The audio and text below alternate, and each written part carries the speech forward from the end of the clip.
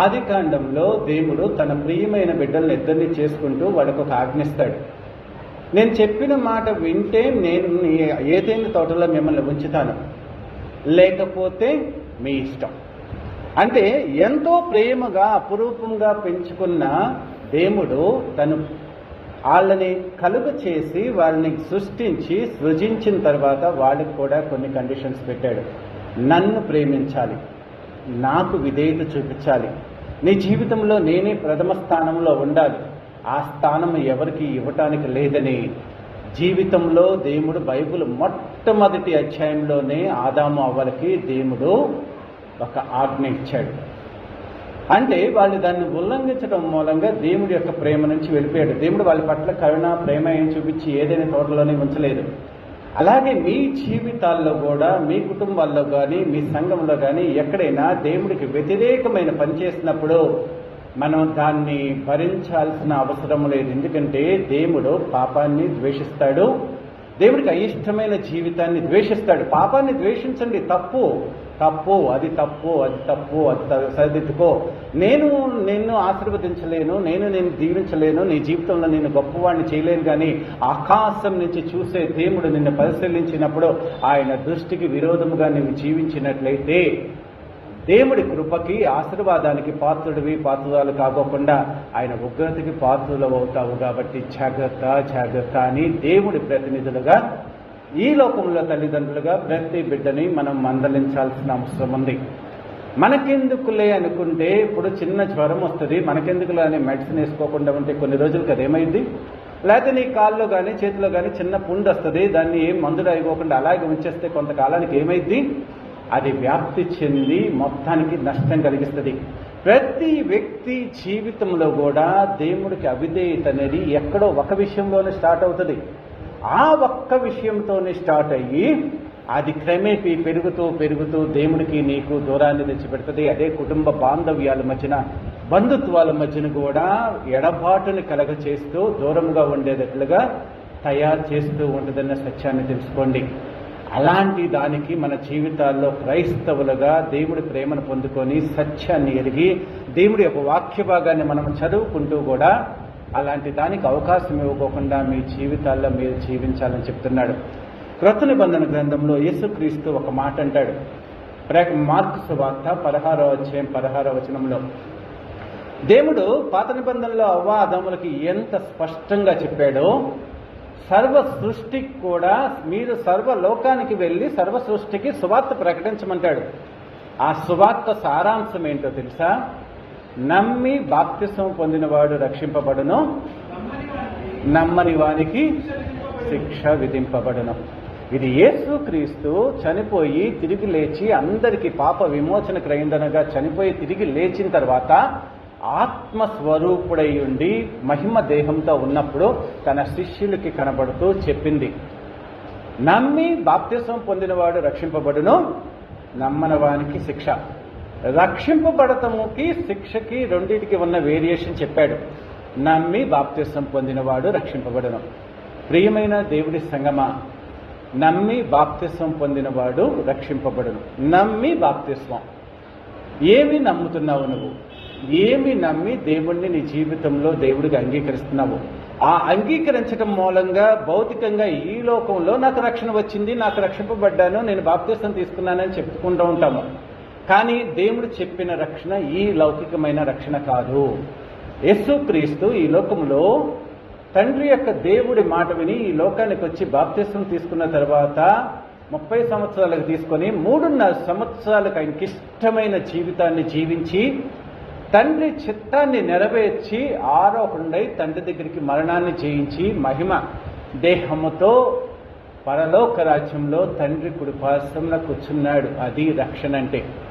రక్షింపబడటమంటే నీవు ఈ లోకంలో దేవుడిని నమ్మి బాప్తిసం తీసుకొని ఈ లోకంలో నీ జీవిత విధానముతో దేవుడి యొక్క ప్రేమని పొంది నీ తదనంతర జీవితంలో పరలోక రాజ్యంలో నిత్యత్వముగా ఉండటము రక్షణ.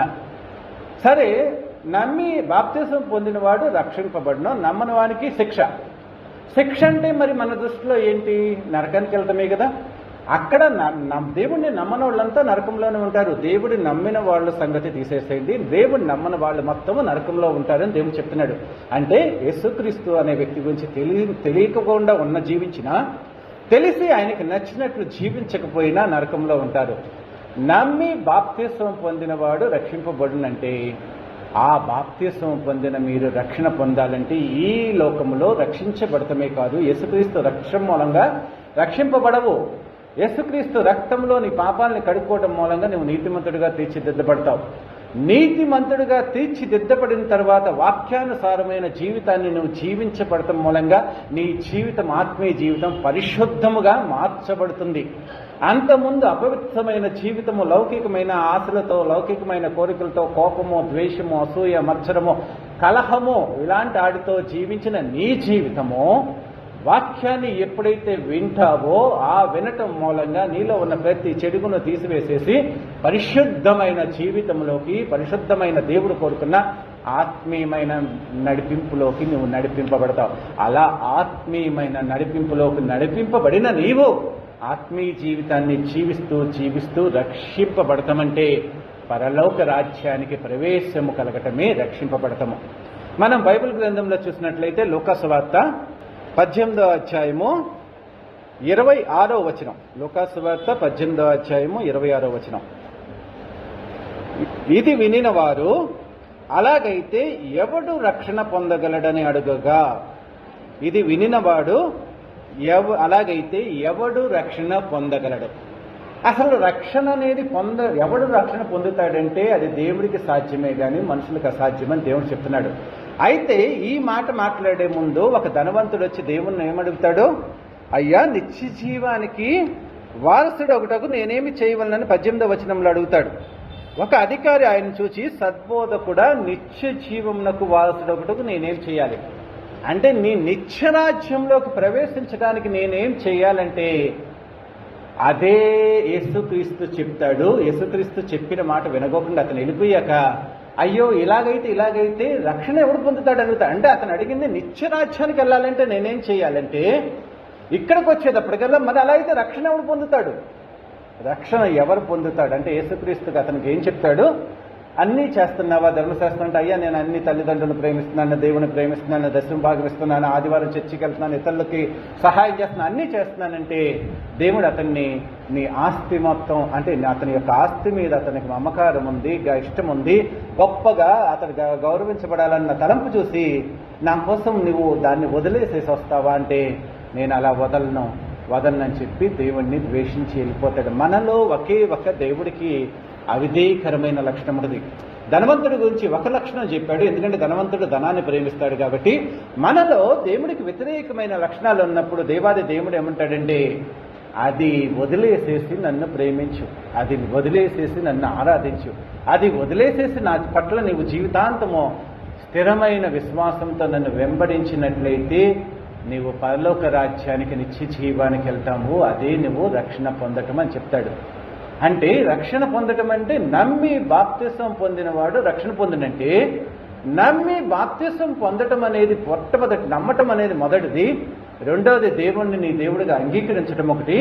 ఈ మధ్యలో బాప్తిసం పొంది నుంచి నువ్వు రక్షణ పొందటం అనేది తదనంతరము పరలోక రాజ్యంలో నువ్వు జాయిన్ అయ్యేదాకా ఉంటుంది అన్న సత్యాన్ని తెలుసుకోండి. అంతేగాని రక్షణ పొందేశాను, నేను రక్షణ పొందేశానంటే అది కరెక్ట్ పదం కాదు. నువ్వు బాప్తిసం పొంది దేవుడిని నీ దేవుడికి అంగీకరించావు. ఆయన కూడా ఈ లోకంలో నిన్ను ఒప్పుకోవాలి, పరలోక రాజ్యంలో కూడా దేవదూతలు ఎదుట నువ్వు నచ్చినట్లుగా జీవించావని ఒప్పుకున్నప్పుడు మాత్రమే నువ్వు రక్షింపబడినట్లు. ఈ లౌకికమైన పాపం నుంచి, ఈ లౌకికమైన జీవిత విధానం నుంచి నిన్ను రక్షించాడు. ఆయన రక్తంతో నిన్ను శుద్ధీకరించి పాప జీవితం నుంచి నిన్ను రక్షించాడు. అంటే అప్పుడు దాకా నువ్వు అయ్యో నేను పాపం చేశాను, నేను తప్పు చేశాను, నువ్వు తెలియదు కాబట్టి ఈ లౌకికమైన జీవితంలో జీవించి నాకు నచ్చిన జీవితాన్ని నేను జీవించాను దేవా, నన్ను క్షమించు, నేను అపరాధిని, నేను పాపిని అని చెప్పి ఎవరైతే అంటారో, నిజముగా అప్పుడు దాకా తమ జీవితంలో ఉన్న పాప జీవితాన్ని నిజముగా దేవుడి యొక్క కాళ్ళ దగ్గర ప్రోక్షించి క్షమించమని ఎవరైతే అడుగుతారో, నీ రక్తంతో నన్ను కడుగని అడుగుతారో, వాళ్ళ జీవితాన్ని దేవుడు ప్రోక్షించి ఆయన రక్తంతో కడిగి నీతిమంతులుగా తీరుస్తాడు, మంచి వ్యక్తిగా. అప్పుడు దేవుడు నిన్ను మంచి వ్యక్తిగా తీర్చిదిద్దుతాడు. బాప్తిసంలో జరిగే ప్రక్రియ అది మాత్రమే. నీవు అప్పుడు దాకా చేసిన పాపాలను ఒప్పుకున్నావు కాబట్టి ఆ పాప జీవితాన్ని దేవుడు క్షమించేసేసి ఇక నుంచి పాపం చేయకని నీకు కండిషన్ పెట్టి నిన్ను నీతిమంతురాలాగా తీర్చిదిద్దుతాడు. మనమే అది రక్షణ పొందేసేస్తాం, అదే రక్షణ జీవితం అనుకుంటాం, కానీ అది రక్షణ కాదు. సంఘములో నీవు చేర్చబడ్డావు, ఆయన రక్తముతో కడగబడి సంఘంలో చేర్చబడ్డావు. ఇప్పుడు అలాగనుకుంటే మరి ఆదాము అవ్వలు ఎందుకు ఏదైనా తోటల నుంచి తోలివేయబడ్డారు? ఇస్కరియోతు యోధా ఎందుకు ఆయన ఇక్కడ ఉండంగానే ఆయన ఉరేసుకొని చనిపోయాడు? సంఘంలో చేర్చబడిన వ్యక్తులే కదా. దేవుడికి వ్యతిరేకమైన జీవితము నీలో ఎక్కడైనా ఉంటే దేవుడు నిన్ను వదిలేస్తాడు అన్న సత్యాన్ని తెలుసుకోవాలి. అయితే ఇక్కడ ఇదే 19వ అధ్యాయంలో చూస్తే జక్కయ్య గురించి దేవుడు చెప్తూ 9వ వచనంలో 19వ అధ్యాయం 9వ వచనంలో, అందుకు యేసు ఇతడు అబ్రహాము కుమారుడే, ఎందుకనగా నేడు ఈ ఇంటికి రక్షణ వచ్చింది. రక్షణ వచ్చిందంటే రక్షణ వచ్చింది, ఈ రోజే వచ్చింది, ప్రారంభం అయింది. ప్రారంభము నీ జీవితంలో బాప్తిసం తీసుకున్న తర్వాత రక్షణ ఎప్పుడు ప్రారంభమైందో తెలుసా? నీలో ఉన్న ప్రతి తప్పును ఒప్పుకొని వదిలేసేసి పవిత్రమైన జీవితాన్ని జీవించాలి. జీవించటం మొదలుపెట్టిన దినాన్నే రక్షణ అనేది ప్రారంభమవుతుంది. అంతేగాని బాప్తిసం తీసుకోగానే నువ్వు రక్షించబడినట్లు కాదు. అప్పుడు దాకా ప్రాయశ్చిత్తం జరిగింది నీ పాపాలకి. గతములో నీ జీవితాన్ని దేవుడి యొక్క రక్తంతో నువ్వు కడుక్కొని అప్పటికి నీతిమంతుడాలాగా తీర్చిదిద్దబడ్డావు. ఆ ప్రక్రియ మొత్తమే నువ్వు కాలేజీలో జాయిన్ అవుతావు. జాయిన్ అవ్వగానే ఇప్పుడు నేను ఇంజనీరింగ్ కాలేజీలో జాయిన్ అయ్యాను. జాయిన్ అవ్వగానే ఇంజనీరింగ్ కాలేజ్ అయిపోయినట్లా? అడ్మిషన్ మాత్రమే నీకు లభించింది. ఆ కాలేజీలో స్టూడెంట్గా నువ్వు ఎన్రోల్ అవుతావు. అంటే నువ్వు రిజిస్ట్రేషన్ అయ్యాక నీకు కాలేజీలో నువ్వు తర్వాత నీ 4 సంవత్సరాలు నీ జీవితం మొత్తం చక్కగా చదువుకొని వాళ్ళు చెప్పినవన్నీ విని చదివి కష్టపడి నువ్వు కృతార్థుడు అయితే, ఉత్తీర్ణుడు అయితే అప్పుడు నువ్వు గ్రాడ్యుయేట్ అని చెప్పేసేసి నువ్వు ఇంజనీర్ అని బయటకు వచ్చావు చెప్పుకోవచ్చా. కానీ కాలేజీలో జాయిన్ అయినంత మాత్రాన నువ్వు కాలేజీ ఇంజనీర్ అయిపోతావా? అవ్వవు కదా. అలాగే బాప్తిసం తీసుకున్న ప్రతి వ్యక్తి క్రైస్తవురాలు రక్షణ పొందిన వ్యక్తి అవ్వదు. దేవుడితో ఒక కమిట్మెంట్లో, దేవా నేను ఈ లోకంలో ఇప్పుడు దాకా ఇలా జీవించాను, ఆ జీవితం తప్పని నువ్వు చెప్పావు కాబట్టి అలాంటి జీవితాన్ని నేను అసహించుకుంటూ నీ ముందు ఒప్పుకుంటున్నాను, నన్ను క్షమించు, నన్ను పరిశుద్ధపరచు, నా అపవిత్రమైన జీవితము, ఆ కళంకితమైన జీవితం నుంచి నన్ను శుద్ధీకరించి ఈ లోకములో నన్ను శుద్ధీకరించిన దేవుడు నీవే కాబట్టి, నా కొరకు సిలువలో చనిపోయిన దేవుడు నువ్వే కాబట్టి, నా కోసం ప్రాణం పెట్టి నీ విలువైన రక్తాన్ని నువ్వు కార్చావు కాబట్టి ఆ రక్త ప్రోక్షణతో నన్ను శుద్ధీకరించి పవిత్రపరిచి పరిశుద్ధపరచంటే నీ గత జీవితం మీద జీవితాన్ని ఇచ్చి నీకు మరలా నూతన జన్మని, నవీనమైన జన్మనిచ్చాడు. ఆ నవీనమైన జన్మతో పాటు నవీనమైన స్వభావాన్ని నువ్వు సంతరించుకొని ఈ చెక్కయ్యలాగా నీ జీవితాన్ని నువ్వు ప్రారంభించాలి. అప్పుడే నువ్వు రక్షింపబడినట్లు. రక్షణకి మొదటి మెట్టు ఇతను ఏం చేస్తాడు తెలుసా? అయ్యా నేను తప్పు చేశాను, దోచుకున్న వాళ్ళకి నేను డబ్బులు ఇచ్చేస్తాను, బీదలకు నా డబ్బులు ఇచ్చేస్తాను, నేను చేసిన ప్రతి తప్పుని ఒప్పుకున్నాను, ఈ రోజు నుంచి ఇంకా చెయ్యను దేవా అని చెప్పి ఏ రోజైతే అతను దేవుడి దగ్గర ఒప్పుకున్నాడో అతన్ని చూసి దేవుడు ఇతనికి రక్షణ వచ్చింది. ఈ ఇంటికి ఈ క్షణమే రక్షణ వచ్చింది. రక్షణ బిగినైంది, ప్రారంభమైంది. అంతము దాకా ఈ రక్షణని కొనసాగించుకుంటే పరలోక రాజ్యంలో ఉంటాడని చెప్తున్నాడు. ప్రియమైన దేవుని బిడ్డలారా, విని బాప్తిసం పొందిన వాడు రక్షణ పొందను, నమ్మని వానికి శిక్ష విధింపబడినని దేవుడు ఎంత బాధతో చెప్పాడో తెలుసా? మీ అందరి కోసం నేను ఎంతో ప్రేమతో వచ్చి లోకంలో సిలువ కార్యాన్ని చేసి దేవాది దేవుడినైనా నేనే వచ్చి మీ కొరకు చనిపోయాను, దాన్ని కూడా అంగీకరించే మనసు మీకు లేదా? దాన్ని కూడా మీరు నమ్మరా? నా ద్వారానే పరలోక రాజ్యానికి వెళ్తారు, నేనే మార్గము సత్యము అని నేను బోధించాను, నన్ను మీరు ఎందుకు నమ్మరు అని చెప్పి ఆయన బాధపడుతూ ఆయన చేసిన సిలువ యాగాన్ని నువ్వు మనస్ఫూర్తిగా అదే నమ్మటము అని చెప్పి బైబిల్ గ్రంథం చెప్తుంది. మరి మీరు అలా నమ్మే దేవుణ్ణి దేవుడిగా నమ్మారా? యేసుక్రీస్తు నీకు సిలువలో నీ కొరకే చనిపోయాడు. ఆయన చిందించిన రక్తం ద్వారానే నీకు పాప విమోచన, ఆయన ద్వారానే పరలోక రాజ్యానికి వారసత్వం కానీ అక్కడికి వెళ్ళగలిగిన శక్తి కానీ నీకు ఇచ్చాడు అన్న సత్యాన్ని నమ్మి ఏ వ్యక్తి అయితే బాప్తిసం తీసుకొని నమ్ముతాడో ఆ వ్యక్తి క్రైస్తవుడు, క్రైస్తవురాలుగా దేవుడు గుర్తిస్తాడు.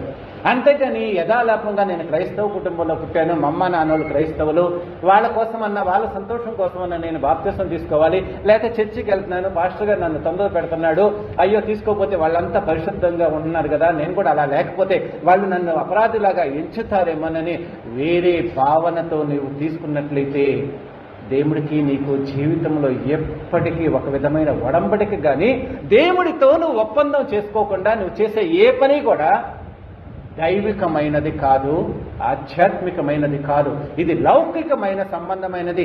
నేను మా ఇంట్లో వాళ్ళు ఏదన్నా చేస్తే అది కుటుంబపరమైనది, కానీ దేవుడికి నీకు మధ్యన ఒక అగ్రిమెంట్ జరిగితే అది ఆధ్యాత్మికమైనది, దైవికమైన నీతి నియమాలతో కూడినది. అంటే దేవుడు మనలాగా మానవ మాత్రుడు కాదు, నమ్మదగిన వాడు కాకోకుండా ఉండడు, కానీ ఆయన పరిశుద్ధుడైన వ్యక్తి, నిజమైన వ్యక్తి, సత్యవంతుడు, నీతిగా నిలబడే వ్యక్తి. అంటే భూ దిగంతముల వరకు ఆది అంతము అల్ఫా ఒమేగా ఆయనయే, భూత వర్తమాన భవిష్యత్ కాలంలో ఉండే సర్వాధికారి అయిన దేవుడని నువ్వు విశ్వసించాలి. ఆయన్ని ఆ ఉద్దేశంతో నువ్వు ప్రభువుగా అంగీకరించాలి. భూత వర్తమాన భవిష్యత్ కాలంలో ఉండే సర్వాధికారి యొక్క దేవుడు పరిశుద్ధుడు, పరిశుద్ధుడని పరిశుద్ధుడైన దేవుణ్ణి, ఎల్లప్పుడూ జీవించే దేవుణ్ణి, సర్వ సృష్టి మీద సర్వం మీద అధికారం కలిగిన దేవుణ్ణి, నా కొరకు ఈ లోకానికి వచ్చి చనిపోయిన ఆ దేవుణ్ణి నేను నా మనస్ఫూర్తిగా నా దేవుడిగా నేను నమ్ముతున్నానని ఏ వ్యక్తి అయితే నిజముగా నమ్ముతాడో ఆ వ్యక్తి బాప్తిసం తీసుకోవటానికి అర్హత కలిగిన వ్యక్తి.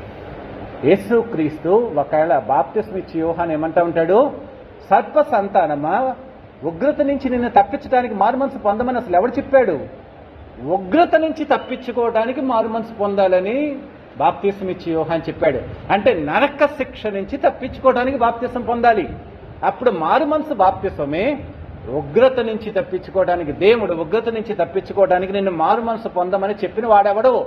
మారు మనసుకు తగిన క్రియలు చేయండి, లేకపోతే చెట్టు వేరున గొడ్డలు పెట్టబడి ఉంది, నరికేస్తాడు, అగ్నిలో పడేస్తాడని యేసుక్రీస్తు రాకముందే దేవుడి యొక్క సువార్తని ప్రకటించిన బాప్తిసం ఇచ్చి యోహాను.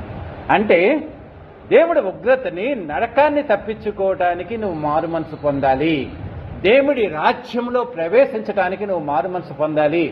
ఆ పరలోక రాజ్యంలో నిత్యత్వంలో రక్షణలో ఉండటానికి మారు మనస్సు పొందాలి అన్న సత్యాన్ని తెలుసుకోండి.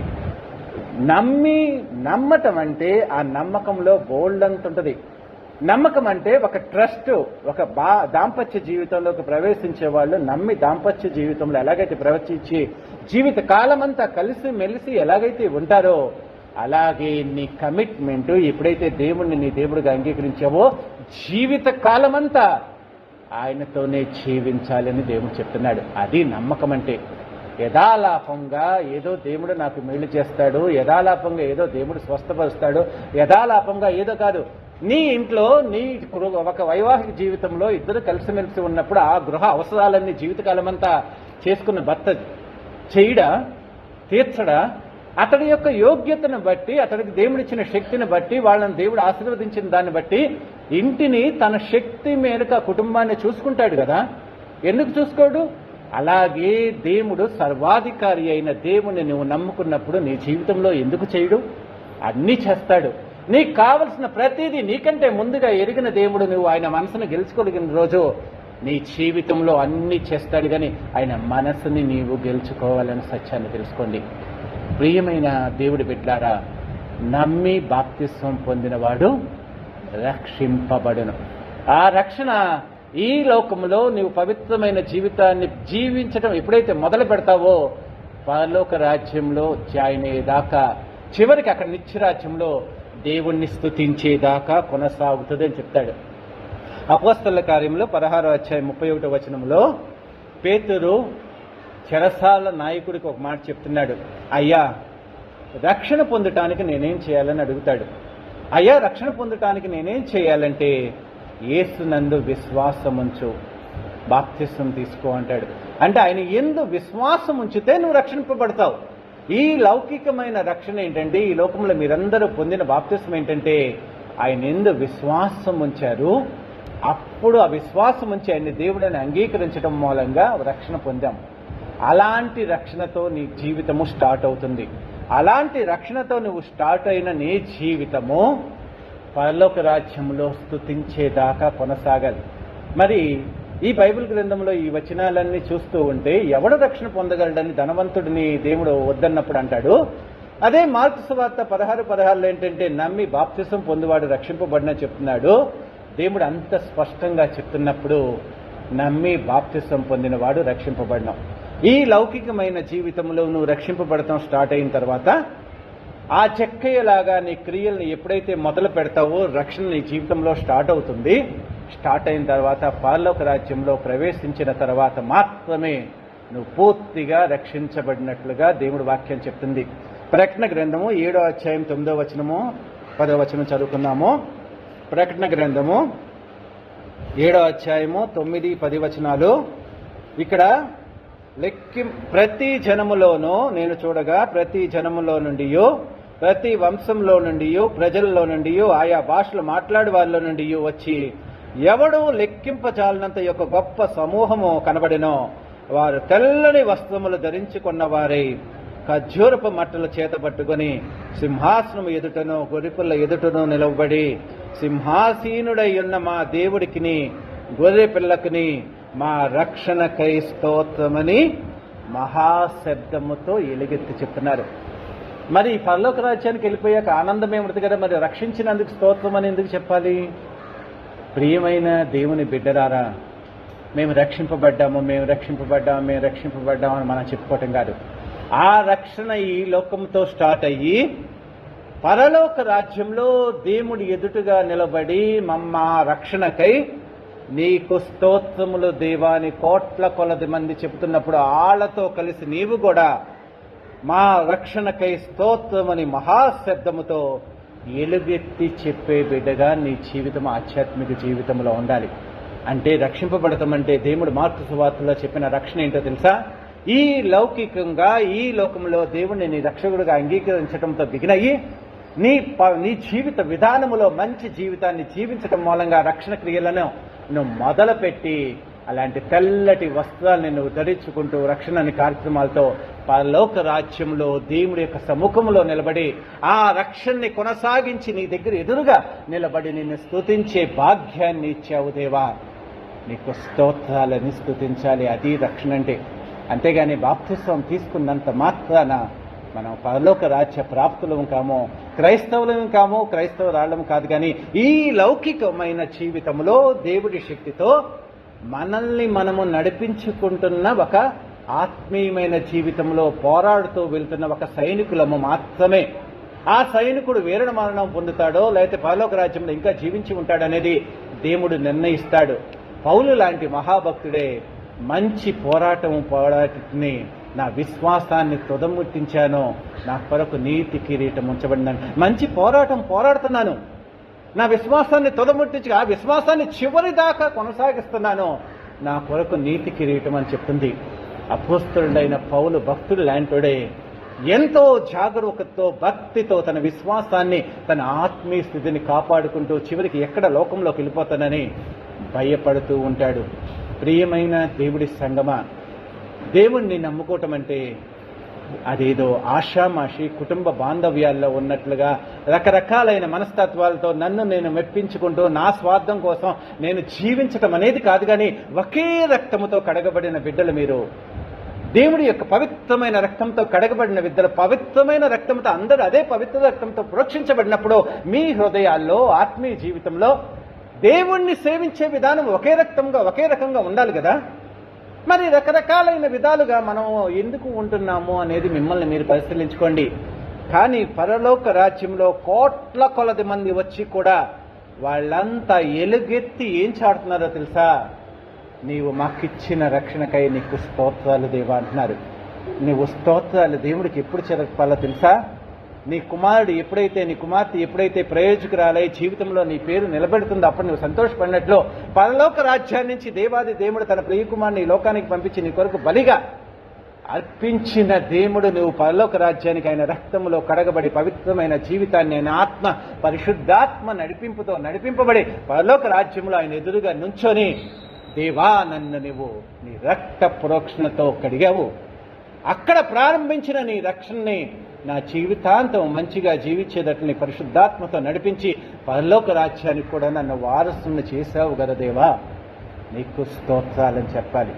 ప్రియమైన దేవుడి సంగమా, ఆత్మీయ జీవితంలోని మర్మాల్ని మనం తెలుసుకుంటే ఎంతో కష్టము, ఎంతో బాధ అనిపించింది. ఇంత యాంత్రికంగా నేను జీవించానా, దేవుని ఇంత యాంత్రికంగా యథాలాపంగా ప్రార్థన చేస్తున్నానా, యథాలాపంగా వాక్యం చదువుతున్నానా, నా జీవితాన్ని అనవసరంగా ప్రతి దినాన్ని ప్రతి క్షణాన్ని ఇంత వ్యర్థంగా ఉపయోగించుకుంటున్నానని దేవుడి సన్నిధానంలో ఏడుస్తావు. నిజంగా ఆయన రుచి చూసినప్పుడు ఒక హిమాలయ పర్వతాలకి నేను వెళ్తాను, వెళ్ళి దాని అందాన్ని మొత్తాన్ని చూసొచ్చాను. లేకపోతే ఒక మంచి రెస్టారెంట్కి వెళ్ళి ఒక మంచి భోజనం తిన్నాను. వచ్చిన తర్వాత దాని రుచిని ఎంత మాధుర్యంగా ఉండగలదో చెప్పగలను. దాన్ని టేస్ట్ చూస్తేనే ఆ రుచి ఎంత బాగుంటుందో తెలుసా. మీరు కూడా వెళ్ళి చూడండి, తినండి. లేకపోతే హిమాలయ పర్వతాలకు వెళ్ళి నేను చూస్తే ఆ అందం ఎంత అద్భుతం కూడా తెలుసా. నువ్వంతా ప్రపంచాన్ని మర్చిపోయి అక్కడే జీవితాంతం ప్రశాంతంగా ఉండాలని కోరుకుంటావని అనుభవించిన వ్యక్తి మాత్రమే చెప్పగలడు. అలా కాకోకుండా హిమాలయ పర్వతాలు బాగుంటాయంట, అక్కడికి వెళ్తే ప్రకృతి బాగుంటుందంట, ఎటు వెళ్ళాలి ఏమో నాకు తెలియదు, ఎవరో చెప్పారు వెళ్ళు. ఎలా వెళ్ళాలి, ఎంత ఇది కాస్ట్, ఎవరు తీసుకెళ్తారు, అక్కడ గైడ్లు ఉంటారా, నడిపించే ఉంటారా, నేనే వెళ్ళాలా, ఏ బట్టలు తీసుకెళ్ళాలి, ఇవి ఏది నీకు తెలియదు. కానీ హిమాలయ పర్వతాలు బాగుంటాయి. నీ దేవుడు బాగుంటాడు, నీ దేవుడి దగ్గరికి వెళ్తే అన్ని చేస్తాడు. అంతేగాని దేవుడి మనసుని గెలుచుకునే విధానం ఎవరికి తెలియదు. మనస్సుని గెలుచుకునే విధానం తెలియాలంటే నీవు ఒక్కసారి ఆయన మనసును గెలుచుకొని నీ జీవితంలో ఎప్పుడైనా కార్యాన్ని నువ్వు చేసుకోగలిగితే దేవుడి మనస్సుని ఇలా గెలుచుకోవచ్చు, నా జీవితంలో ప్రతి దాని మీద విజయం సాధించవచ్చు దేవుడి మనసుని గెలుచుకొని అని. అప్పుడు నీ ఆత్మీయ జీవితంలో ఎదుగుదల స్టార్ట్ అవుతుందే కానీ ఎవరో చెప్పారు ప్రార్థన చేస్తే దేవుడు మాకు మంచిస్తాడు, ఎవరో చెప్పారు జీవితకాలం అంతా ఇదే. చర్చికి వెళ్తే మంచి జరిగిద్ది, ప్రార్థన చేసుకుంటే దేవుడు చేస్తాడు, అయ్యా యేసయ్య నామాన ప్రార్థన చేసుకుంటున్నాను, మంచిదే. ఆవగించనంత విశ్వాసం ఉన్న దేవుడు నీ జీవితంలో కార్యాలు చేస్తాడు. కానీ అది మొట్టమొదటగా నువ్వు దేవుణ్ణి తెలుసుకుంటున్నప్పుడు ఆ జీవితంలో దేవుడిలో ఉన్న గొప్పతనాన్ని జీవితంలో ప్రస్ఫుటముగా ప్రపంచం ముందు అది ప్రదర్శించాలి. కాబట్టి దేవుడు నీ జీవితంలో అన్ని కార్యాలు చేస్తాడు. కానీ ఆయన నిజంగా ఆయనలో ఉన్న మాధుర్యాన్ని నువ్వు ఎప్పుడు తెలుసుకుంటావు, ఆయనలో ఉన్న రుచిని నువ్వు ఎప్పుడు తెలుసుకుంటావు, దైవత్వ లక్షణాలను నీ జీవితంలో నువ్వు ఎప్పుడు తెలుసుకుంటావు, నీ జీవితంలో దాన్ని అనుభవపూర్వకంగా ఎప్పుడు తెలుసుకొని నీ జీవితంలో ఆయన చేత ఆశీర్వదించబడిన వ్యక్తిలాగా నువ్వు ఎప్పుడు నీ జీవితంలో ఆయన రుచిని కానీ మాధుర్యాన్ని కానీ ఆయన ప్రభావాన్ని కానీ ఆయన మహిమను కానీ ఆయన సన్నిధిని కానీ ఆయన ఆశీర్వాదాలను కానీ నువ్వు ఎప్పుడు చూడగలుగుతావు. అది చూడలేనప్పుడు ఒక తండ్రికి కూతురికి, తండ్రికి కొడుకు ఉన్న అనుబంధం ఎక్కడి నుంచి వస్తుంది, రాదు కదా. అందుకనే నీ రక్షణలో నీవు ఏ స్థాయిలో ఉన్నావో చూసుకో. ఈ పరలోక రాజ్యంలో వీళ్ళు ముగ్గురు ఉన్నారు. పరలోక రాజ్యంలో అసలు ఎవరెవరికి సంబంధించి ఎలా వెళ్తారు, వెళ్ళనోళ్ళు ఎవరు, వెళ్తానికి ఫస్ట్ దేవుడు ఒప్పుకొని కూడా రక్షణ మొదలుపెట్టి కూడా తర్వాత తీసేసే వాళ్ళు ముగ్గురుంటారు. పరలోక రాజ్యంలో నువ్వు రక్షణకై స్తోత్రాలని చెప్పాలంటే జీవ గ్రంథంలో నీ పేరు లిఖించబడి ఉండాలి. దీంట్లోనే ప్రకటన గ్రంథము 20వ అధ్యాయము 17వ వచనం చదువుకున్న మొట్టమొదట. ప్రకటన గ్రంథము 20వ అధ్యాయము 15వ వచనము, ఎవని పేరైనను జీవ గ్రంథమందు వ్రాయబడినట్లు కనపడిన ఎడల వాడు అగ్నిగుండములో పడవేయబడును. జీవ గ్రంథములో దేవుడు రాసే గ్రంథంలో నీ పేరు లేకపోతే అంటే నమ్మి బాప్తిసం పొందువాడు రక్షింపబడను, నమ్మని వానికి శిక్ష విధించబడినన్నారు కదా. అసలు నమ్మని వాళ్ళంతా అగ్నిగుండంలోనే ఉంటారు. అసలు నమ్మకోకుండా దేవుడు అంటే భక్తి లేదు, భయం లేదు, ఏం లేకుండా వాళ్ళు అగ్నిగుండంలోనే ఉంటారు. వాళ్ళ గురించి నీకు ఎటువంటి డౌట్ అవసరం లేదు. యేసుక్రీస్తు నామాన ప్రార్థన చేయని ప్రతి వ్యక్తి అగ్నిగుండంలోనే ఉంటారు. రెండో కోవకు వచ్చేటప్పటికల్లా 21వ అధ్యాయం 27వ వచనము, గొర్రెపిల్ల యొక్క జీవ గ్రంథమందు వ్రాయబడిన వారే దానిలో ప్రవేశింతురు. పరలోక రాజ్యంలో ఎవరుంటారంటే జీవ గ్రంథంలో ఎవరి పేరైతే లిఖించబడిద్దిలో, అంటే ఇక్కడ రక్షణకై స్తోత్రాలని చెప్పే వ్యక్తుల పేర్లు లిఖించబడి ఉంటాయి. కోట్ల కొలది సమూహంలో నువ్వు ఉండాలంటే దేవుడి జీవ గ్రంథంలో నీ పేర్లు లిఖించబడాలి. దేవుడిని నమ్ముకుంటారు అంటే బాప్తిసం తీసుకుంటారు, దేవుడితో నిబంధన చేసుకుంటారు. ఇస్కరియోతు యోధా కూడా దేవుడిని నమ్ముకున్నాడు, కానీ దేవుడి పేరు తీశాడు. అంటే దేవుణ్ణి నమ్ముకుంటావు నువ్వు చక్కగా, కానీ దేవుని మార్గాల్లో నడవకోకుండా ఈ లోకానుసారంగానే జీవించి చనిపోతావు.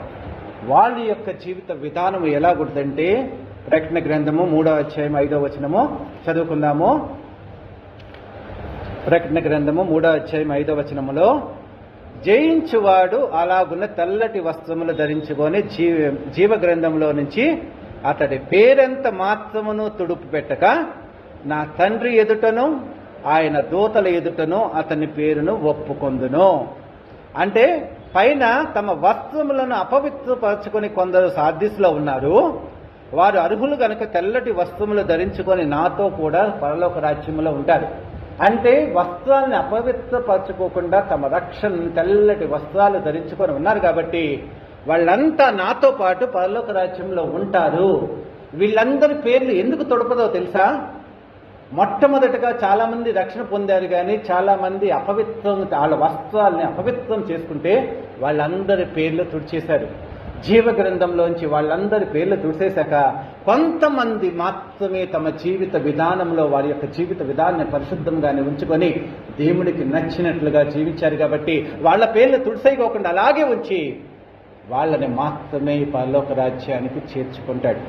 అంటే దేవుడి జీవ గ్రంథంలో నీ పేరుంటే పరలోక రాజ్యంలో ఉంటావు, లేకపోతే నరకానికి వెళ్తావు. అలా కాకుండా బాప్తిసం తీసుకున్నావన్న ఉద్దేశంతో బాప్తిసం తీసుకొని ఆ రోజు నాడు నువ్వు పరిశుద్ధపరచబడి నీతిమంతురాలాగా తీర్చిదిద్దబడి కొంతకాలం దేవుడితో నడిచి యథాలాపమైన భక్తి జీవితం, వేషధారణ జీవితంతోనే నీ జీవితాన్ని అపవిత్రపరచుకుని, నీ వస్త్రాన్ని అపవిత్రపరచుకున్న ఆత్మీయ జీవితాన్ని కలిగి ఉంటే మాత్రము జీవ గ్రంథం నుంచి దేవుడు నీ పేరు తీసేసి నీకు ఇచ్చిన రక్షణ పరలోక రాజ్యానికి చేర్చదు. అంటే రక్షింపబడ్డావు, పూర్తిగా దేవుణ్ణి స్తుతించే భాగ్యం కొంతమందికి పరలోక రాజ్యంలో ఉంటుంది. కొంతమందికి అసలు పరలోకం అనేది చూస్తానికి కూడా అర్హత లేకోకుండా డైరెక్ట్గా నరకానికి వెళ్ళిపోతారు. పరలోక రాజ్యానికి వెళ్ళగలిగిన యోగ్యత దేవుడు నీకు ఇచ్చినా కానీ అది తీసుకొని మధ్యలో నీ జీవిత విధానంలో దేవుడిని బాధపెట్టి లోకంలోకి వెళ్ళిపోయి లౌకికమైన జీవితాల్లో తెల్లటి వస్త్రాన్ని అపవిత్రపరుచుకొని మురికి జీవితాన్ని జీవించినందుకు దేవుడు జీవ గ్రంథం నుంచి నీ పేరు తీసేసేసి మరలా నిన్ను కూడా నరకానికి పంపించేస్తాడన్న సత్యాన్ని తెలుసుకోండి. ప్రియమైన దేవుని బిడ్డలారా, నమ్మి బాప్తిసం పొందినవాడు రక్షింపబడను. ఈ లౌకికమైన జీవితంలో నువ్వు రక్షణ పొందుతావు అంటే బాప్తిసం తీసుకున్న వెంటనే దేవుడే నిజమైన దేవుడని ఎప్పుడైతే నమ్ముతావో, బాప్తిసం తీసుకుంటే నువ్వు పరిశుద్ధ నీతిమంతుడిగా తీర్చిదిద్దబడతావు అనేది తెలుసుకో. రక్షింపబడినట్లు కాదు, నీతిమంతుడిగా తీర్చిదిద్దబడ్డావు, దేవుడిగా అంగీకరించావు అందరి ముందు, సమాజం ముందు, చర్చిలోను. ఆ అంగీకరించి దేవుడు ఇంకా ఆయన్ని తెలుసుకోవడానికి నువ్వు ప్రయత్నిస్తున్నావు. ఇంకా ఆయన్ని తెలుసుకున్న తర్వాత ఆయన నిజమైన దేవుడు, మంచివాడు, సత్యవంతుడు, ఆయనే నాకు మార్గము, నా జీవనాధారము, ఆయనే సర్వాధికారి, ఆయనే సజీవుడైన దేవుడు ఎప్పుడైతే నువ్వు నమ్ముతావో, నమ్మినప్పుడు నీ జీవితంలో ఆయన చెప్పినట్లుగా జీవించడం మొదలు పెడతావు. అప్పుడు నీలో రక్షణ స్టార్ట్ అవుతుంది, రక్షింపబడతావు. నీ ఆత్మ అప్పుడు దాకా నిర్జీవమైన నీ జీవితాన్ని మరలా నవీనమైన స్వభావంతో దాన్ని రెక్కిరించుకుంటూ, ఒక పేషెంట్ హాస్పిటల్కి వెళ్తాడు, డాక్టర్ అతనికి బైపాస్ చేసేసి పంపించాక మళ్ళీ ఏమంటాడు? బలమైన ఆహారం పెట్టమంటాడు. దేవుడు నీ గత జీవితాన్నంతా కడిగేశాడు, నిన్ను పవిత్రపరిచాడు. అప్పటి నుంచి ఆ అపవిత్రమైన జీవితం లేదంటే నువ్వు మామూలుగా ఉండిపోయావు. అంతేగాని నీ పవిత్రమైన ఆహారం దేవుడు ఇంకా పెట్టలేదు. అప్పుడు నువ్వు పవిత్రమైన ఆహారాన్ని తిని బలవంతుడైన వ్యక్తిలాగా ఉండాలంటే దేవుడి యొక్క వాక్యానుసారమైన జీవితాన్ని నీ క్రియల్లో జీవించి, ఏ క్రియలైతే నువ్వు అసహించుకున్నావో, ఏ జీవితం అయితే లోకంలో అసహించుకొని దేవుడి దగ్గరికి వచ్చావో, దేవుడు మెచ్చుకునే జీవితాన్ని నువ్వు జీవించడం అనేది మొదలు పెట్టాలి. అప్పుడు నీ జీవితంలో రక్షణ స్టార్ట్ అవుతుంది. రక్షించబడతామంటే నశించిన దాన్ని తిరిగి రక్షించడానికి మనుష్య కుమారుడు ఈ లోకానికి వచ్చాడని లూకాసు వార్త 18:10 నాడు. నశించిపోయిన వాడిని నిన్ను ఆయన రక్తంతో కడిగాక ఆయన పరిశుద్ధాత్మ శక్తితో నిన్ను మంచి జీవితంలో జీవించడానికి ప్రయత్నించేటట్లుగా చేస్తున్నాడు. ప్రియమైన సంగమా, నువ్వు నమ్మావా? నిజంగా నమ్మావా? బాప్తిసం తీసుకున్నావా? ఆ బాప్తిసం తీసుకున్న తర్వాత రక్షణ అనేది నీలో ప్రారంభమైందా? ఆ ప్రారంభమైన రక్షణ ఏ స్టేజిలో ఉంది? దేవుడు పరలోక రాజ్యంలో దేవుడు ఎదురుగా ఉండి సృజించిన ఆయన్ని స్తుతించడానికి, కొనియాడటానికి, కోట్ల కొలది దేవదూతల మంది దేవుడి దర్శనం చేయడానికి నీ ఆధ్యాత్మిక జీవితం సరిపోతుందా? నువ్వు రక్షింపబడిన జీవితం సరిపోతుందా లేదనే చూసుకో. ఇంకా చెప్తాను వాక్యం, కానీ నిజంగా ఇది చాలా కష్టం. బైబిల్లో చాలామంది ఒకే ఒక వచనం చదువుకుంటారు. దీంట్లో 16వ అధ్యాయం 16వ వచనం ఫస్ట్దే చెప్తారు, ప్రపంచంలో ఉన్న క్రైస్తవులు మొత్తం నమ్మి బాప్తిస్మం పొందినవాడు రక్షింపబడిన, అంతే. రెండోది చెప్పరు. నమ్మని వానికి శిక్ష విధించబడినని తర్వాత వచనం చూడండి. నిజంగా నమ్మటం అంటే ఏంటో దేవుడు అక్కడే చెప్తాడు. తర్వాత వచనం చదవండి. నమ్మటం అంటే దేవుడిని ఏదో మన దేవుడిగా నమ్ముకోవడం కాదు. నమ్మే వాళ్ళ మూలంగా ఈ సూచిక క్రియలు జరుగుతాయి. ఆ సూచిక క్రియలు జరిగించగలిగితేనే నువ్వు రక్షింపబడతావని దేవుడు చెప్పాడు. కానీ అది మనకు అసాధ్యమైన విషయము. దేవుడు కృపంటే పరలోక రాజ్యానికి వెళ్తామే కానీ, లేకపోతే అది చాలా కష్ట సాధ్యమైనది. ఆ వచనం నమ్మిన వాని వలన, పైన 16వ వచనంలో మొట్టమొదటి ఏం చెప్పాడు? నమ్మి అన్నాడు. నమ్మి బాప్తిసం పొందేవాడు రక్షింపబడ్డవని అన్నాడు. ఇక్కడ నమ్మిన వాని వలన ఈ సూచిక క్రియలు, మీరంతా నమ్మేశారు, బాప్తిసం తీసుకున్నారు దేవుని బిడ్డలో, మీ ద్వారా ఈ సూచిక క్రియల్లో ఏ సూచిక్రియ అయినా జరగబడుతుందా? జరగబడితే మీరు రక్షణ పొంది పరలోక రాజ్యంలో ఖచ్చితంగా ఆయన స్తుతించే వ్యక్తిలాగా ఉంటానని నేను ఖచ్చితంగా దేవుడి ప్రతినిధిగా నేను భరోసా ఇస్తాను. నమ్మిన వారి వలన ఈ సూచిక్రియలు జరుగుతాయి. ఒకటి ఫస్ట్ అమ్మా, ఏమనగా నా నామమున దెయ్యాలు వెళ్ళగొడతావు. నువ్వు నిజంగా దేవుణ్ణి నమ్మి ప్రార్థన చేస్తే దెయ్యాలు పారిపోతాయి. నువ్వు క్రైస్తవుడివి, క్రైస్తవురాలని చెప్పుకుంటున్నావు, నువ్వు ప్రార్థించు. అక్కడ తల మీద చేయి పెట్టి దెయ్యాలు పట్టిన వాడిని నీ సన్నిధానం తీసుకొచ్చి ప్రార్థన చేస్తే దెయ్యము పారిపోద్ది. నువ్వు నమ్మిన వ్యక్తివైతే మొట్టమొదటిగా దెయ్యాలు పారిపోతాయి.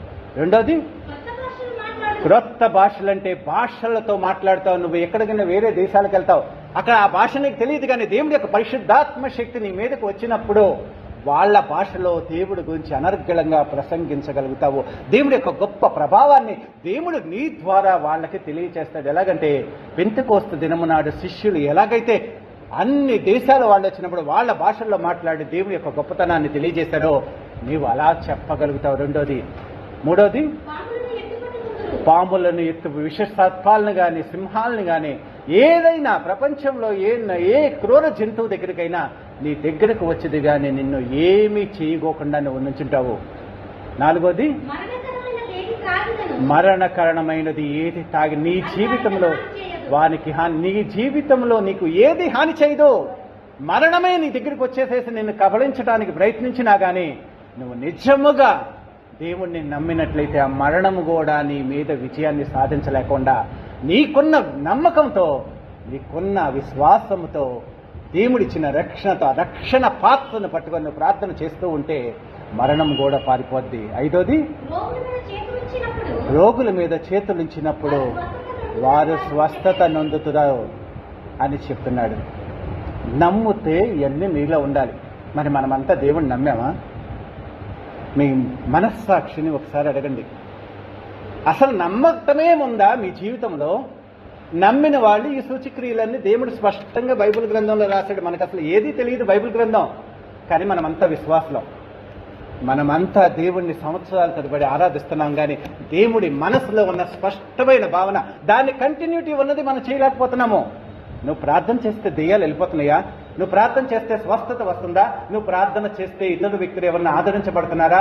నువ్వు ప్రార్థన చేస్తే నీకు వచ్చిన మరణమైనా కానీ, నీకు వచ్చిన రోగమైనా కానీ, ఏదైనా నీ నమ్మకాన్ని చూసి పారిపోతుందా? ప్రపంచంలో నువ్వు సాధించలేనిది ఏదీ లేదు. ఎందుకంటే దేవుడు బిడ్డవి, ఆయన రక్తంతో ప్రోక్షించాడు నిన్ను, ఆయన రక్తంతో కడిగాడు. ఆదాముని మట్టితో నిన్ను సృష్టించవచ్చు, కానీ నవీనమైన ఆత్మతో, పరిశుద్ధాత్మతో నిన్ను అభిషేకించి ఆయన రక్తంతో ప్రోక్షించి కడిగాడన్న సత్యాన్ని తెలుసుకో.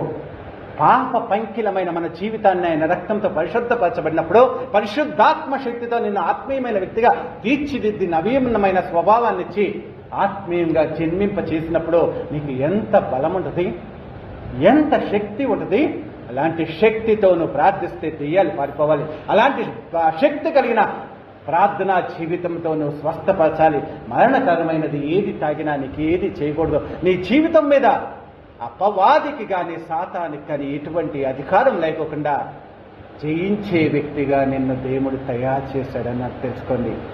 సంగమా, దేవుడి వాక్యంలో ఉన్న మర్మాన్ని తెలుసుకోండి. దేవుడి మనస్సును తెలుసుకోండి. దేవుడి మనస్సును తెలుసుకుంటే, ఆయన రుచి చూచి తెలిస్తే పరలోక రాజ్యంలో ఉంటాము.